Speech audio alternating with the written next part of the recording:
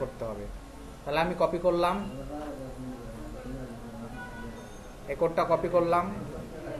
তারপর আপনার ব্লগার ড্যাশবোর্ডে যাবেন, কোনটা আপনার ব্লগ, উপরটা। এখানে গিয়ে সেটিংয়ে যাবেন।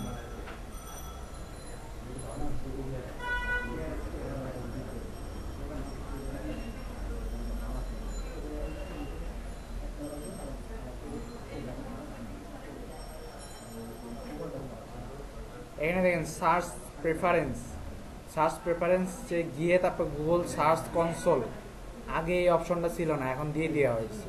আগে আমাদের ওই যে কোডিং করে তারপর অ্যাড করতে হতো। সার্চ প্রেফারেন্স, তারপর গুগল সার্চ কনসোল, এখানে গিয়ে এডিটে ক্লিক করবেন।